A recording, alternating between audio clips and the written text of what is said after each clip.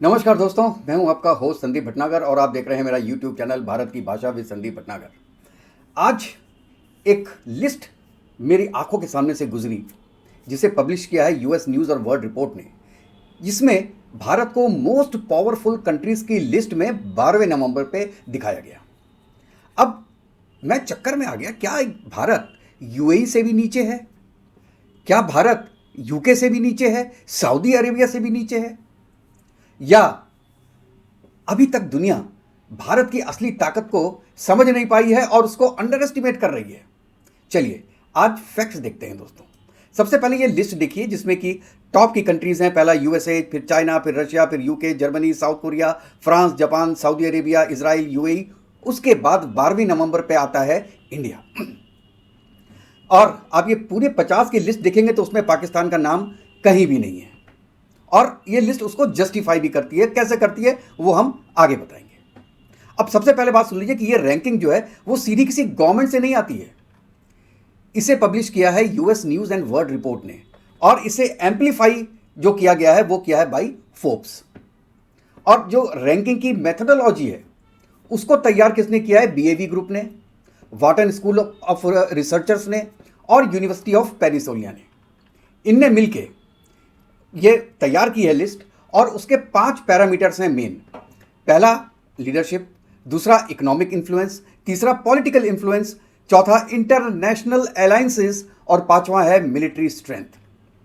अब यहां पे देखिए कि इंडिया 12th ही क्यों आया। देखिए आपको ये लग रहा होगा कि इंडिया, यार जो रॉ नंबर्स अगर आप देखें तो इसमें इंडिया बहुत स्ट्रांग है। 5th और 6th आपकी लार्जेस्ट इकोनॉमी है, 4th स्ट्रॉन्गेस्ट आर्मी है, वर्ल्ड की लार्जेस्ट पॉपुलेशन है, न्यूक्लियर पावर है, मैसिव डिजिटल ग्रोथ है, स्पेस पावर है, स्ट्रेटेजिक जियोग्राफी है, फिर भी 12th नंबर पे है। इसके रीजन क्या है? पहला रीजन, परसेप्शन पावर में इंडिया पीछे है। देखिए जो ये वेस्ट बेस्ड रैंकिंग्स होती हैं ना, ये सिर्फ टैंक्स और जीडीपी नहीं देखते, वो ये देखते हैं कि आपकी ग्लोबल इन्फ्लुएंस कितना है, अलायंस सिस्टम्स क्या क्या हैं आपके, डिप्लोमेटिक डोमिनेंस कितनी है आपकी मीडिया का इन्फ्लुएंस कितना है और आप पूरे वर्ल्ड का कितना नैरेटिव को कंट्रोल कर पाते हैं। जैसे अमेरिका की देखिए आप, हॉलीवुड है, डॉलर इकोनॉमी है, प्लस उसका नेटो का पावर है। चाइना की मैन्युफैक्चरिंग डोमिनेंस है, रशिया की जो मिलिट्री है वो डोमिनेंस है। और इन सबका जो कंबाइंड परसेप्शन होता है उसके हिसाब से इंडिया आज के दिन में एक राइजिंग पावर है, डोमिनेंट पावर नहीं है। खास बात तो यह है कि हम कोई ऐसी चीज बनाते नहीं है जो वर्ल्ड में कोई ना बनाए। इसीलिए चाइना का डोमिनेंस है मैन्युफैक्चरिंग में, रेयर अर्थ मिनरल में, टेक्नोलॉजी में यूएस का है और रशिया का है। तो उस लेवल पे अगर आप जाके देखेंगे तो शायद इंडिया अभी उस लेवल पे नहीं है। क्यों मैं कह रहा हूं? वो डोमिनेंट पावर आज के दिन में नहीं है। अच्छा, इंडिया के जितने अलायंसेस हैं अब आप देखिए वो सब फ्लेक्सिबल है। यूएस के पास नेटो है, चाइना के पास इकोनॉमिक डिपेंडेंसी है और इंडिया क्या कर रहा है? रशिया का भी दोस्त है, यूएस से भी रिलेशन है, ईरान से भी रिलेशन है, इजराइल से भी रिलेशन है, पैलेस्टाइन से भी रिलेशन है। ये देखिए ये एक स्ट्रेटेजिक मूव होता है। लेकिन जो वेस्टर्न सर्वेज होते हैं उनमें इसे कहा जाता है अनक्लियर ब्लॉक लीडरशिप। मतलब ये क्लियर नहीं है कि वक्त में ये बंदे खड़े कहां होंगे। अच्छा, अगर तीसरे पॉइंट पे हम आते हैं, मिलिट्री स्ट्रांग है। मिलिट्री तो इंडिया की बहुत स्ट्रांग है, लेकिन उसका जो ग्लोबल प्रोजेक्शन है या ग्लोबल सप्लाई है या ग्लोबल एक्सपोर्ट कहें वो लिमिटेड है। क्यों? और उसके साथ इंडिया के आप ये देखिए कि यूएस के 200 से ज्यादा ओवरसीज मिलिट्री बेसेस हैं, इंडिया के बहुत लिमिटेड है, बहुत लिमिटेड है। तो जब एक पावर की रैंकिंग होती है तो उसमें यह चीज बहुत इंपॉर्टेंट आ जाती है कि आपकी कैपेबिलिटीज किस किस कंट्रीज के साथ हैं। यहां पे अमेरिका बाजी मार लेता है और चाइना भी बाजी मार लेता है। अच्छा, अगर आप अब चौथा पॉइंट आप देखिए इकोनॉमी का। इकोनॉमी बड़ी है लेकिन इंडिया का पर कैपिटा जो इनकम है वो बहुत बहुत वीक है। इंडिया टोटल जीडीपी का तो जाइंट है लेकिन पर कैपिटा इनकम बहुत लो है। मैन्युफैक्चरिंग डोमिनेंस भी अभी चाइना के लेवल का नहीं है। ऊपर से आपकी करेंसी का कोई ग्लोबल रिजर्व नहीं है, जैसे चाइना का हो गया, युआन का हो गया, डॉलर का हो गया, रशिया का तो नहीं हुआ, लेकिन इन दोनों का अभी है ग्लोबल रिजर्व, इंडिया के करेंसी का नहीं है इसलिए। तो इसको यह बोला जाता है कि इकोनॉमिक इन्फ्लुएंस का जो स्कोर है उसमें भी इंडिया लो रहता है। अब हम बात करते हैं, देखिए जो कल्चरल आ गया और लीडरशिप आ गई, ये जो है इसको आप ये कह सकते हो कि ये अपनी थ्योरी से अपनी अलग अलग बना सकता है, अलग अलग थिंकिंग से हर इंडिविजुअल उसकी नंबरिंग अलग अलग कर सकता है, क्योंकि ये आपकी थिंकिंग बेस्ड है, आप उसको नंबरों से जस्टिफाई नहीं कर पाएंगे। तो इसलिए उन तीनों पॉइंट्स पे मैं नहीं आ रहा हूं, लेकिन जो टॉप के 3 पॉइंट में उसमें मैंने आपको बताया कि इंडिया कहां लैग करता है, क्यों इंडिया 12th नंबर पे। लेकिन मैं बता रहा हूं कि अब मैं आगे आपको बताता हूं कि कई ऐसी रैंकिंग्स हैं जिसमें इंडिया को 3 नंबर पे और 4 नंबर पे भी दिखाया गया है। इसीलिए मैं कहता हूं क्या यह रैंकिंग ऑथेंटिक है? जी हां, है तो ऑथेंटिक, लेकिन ये एब्सोल्यूट ट्रुथ नहीं है। मैंने पहले बताया ना, ये ओपिनियन बेस्ड है, और ओपिनियन बेस्ड कंपोजिट रैंकिंग कहते हैं इसको। इसका मतलब है कि ये साइंटिफिक है भी, लेकिन साइंटिफिकली एग्जैक्ट मेजरमेंट इसका कर नहीं सकते। तो ये क्या है, एक परसेप्शन है प्लस डाटा मिक्स, दोनों को मिला के ये बनाया जाता है। अच्छा, आप बोल सकते हैं भाई ये पावर रैंकिंग जो होता है यार, ये कोई क्रिकेट का स्कोर बोर्ड थोड़ी ना होता है, ये तो जियो पॉलिटिक्स का एक परसेप्शन गेम होता है, और ये बात भी सही है। अच्छा, एक और है लॉवी का, आपने सुना होगा, Lowy institute Asia power index.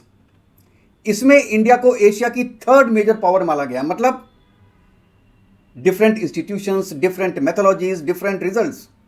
और यही प्रूफ करती है कि जो ये रैंकिंग है ये बेसिकली ऑथेंटिक होते हुए भी सब्जेक्टिव है, ऑथेंटिक होते हुए भी सब्जेक्टिव है। और अब जितनी भी चीजें हमने डिस्कस की हैं उसमें पाकिस्तान तो कहीं आते ही नहीं, केवल एक मिलिट्री पावर है जिसमें वो शायद आज के दिन में 11 या 12वें नंबर पर है, और न्यूक्लियर पावर है, लेकिन बाकी फैक्टर्स में बहुत नीचे है। इसलिए टॉप 50 में भी पाकिस्तान का नंबर नहीं है।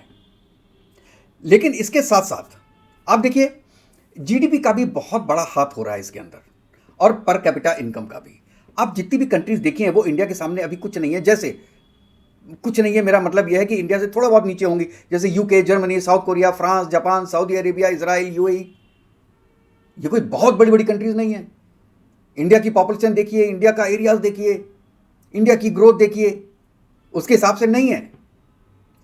लेकिन फिर भी इनको इंडिया से ऊपर रैंक किया गया है। वो शायद मुझे लगता है कि एक उसका जो सबसे बड़ा रीजन है वो है पर कैपिटा इनकम, जो इन कंट्रीज की बहुत ज्यादा है, और नेटो की सिक्योरिटी। अब इनको अपनी इंडिविजुअल सिक्योरिटी जो ट्रम्प कर रहे हैं, उसके बाद शायद इनको उस पर काम करना पड़े, लेकिन अभी क्या है, ये नेटो के एम्ब्रेला में है।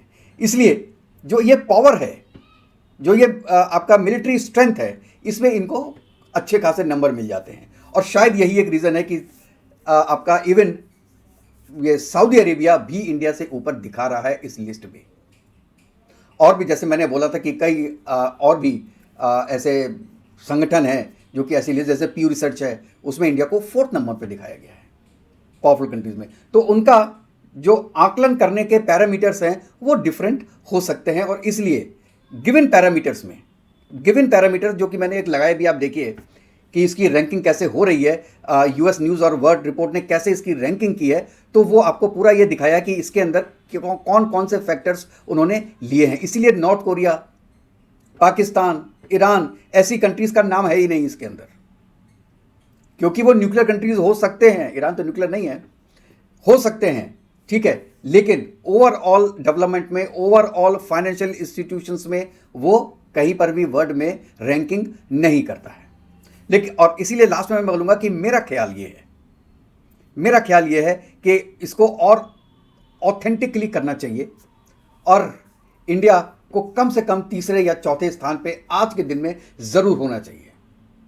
अगर आप हर कंट्रीज़ के साथ आपके अच्छे संबंध हैं तो इसका मतलब ये नहीं है कि आप डामाडोल हैं, नहीं, उसके लिए प्लस पॉइंट मिलना चाहिए, क्यों आप you are aligned with everybody, इसलिए कहते हैं इंडिया ने अब नॉन अलाइनमेंट छोड़ दिया है, अलाइनमेंट शुरू कर दिया है।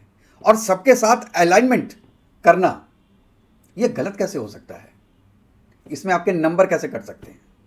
आप दोस्तों इसके बारे में ज़रूर बताइएगा कि आप इस जो ये लिस्ट है, जो ये पब्लिकेशन है, इसके बारे में आपकी क्या राय है और आपके हिसाब से इंडिया को किस स्थान पे होना चाहिए? तीसरे पे, चौथे पे, पांचवें पे, छठे पे या 10वें में, 12वें में या उससे आगे? मैं आप वेट करूंगा कि आपके अपने कमेंट्स का, लेकिन अपने कमेंट्स के साथ साथ दोस्तों उसमें रीजंस भी लिखिएगा कि व्हाई यू थिंक कि ये जो पब्लिश्ड रिपोर्ट है ये थोड़ी सी वेस्टर्न बायस्ड है। मैं इसको बायस्ड रिपोर्ट बोलता हूं। आजकल जितनी भी यूएस की रिपोर्ट्स आती हैं, I don't know what is the reason is, but they are west biased और इंडिया से थोड़ी सी दूरियां बना के रिपोर्टें बनाई जाती हैं, चाहे ह्यूमन राइट्स की हो, चाहे कोई और सब्जेक्ट में हो। अपनी राय हमको जरूर दीजिएगा दोस्तों। तो नेक्स्ट वीडियो में मिलते हैं, तब तक के लिए जय हिंद, जय भारत, वंदे मातरम। खुश रहिएगा, स्वस्थ रहिएगा दोस्तों।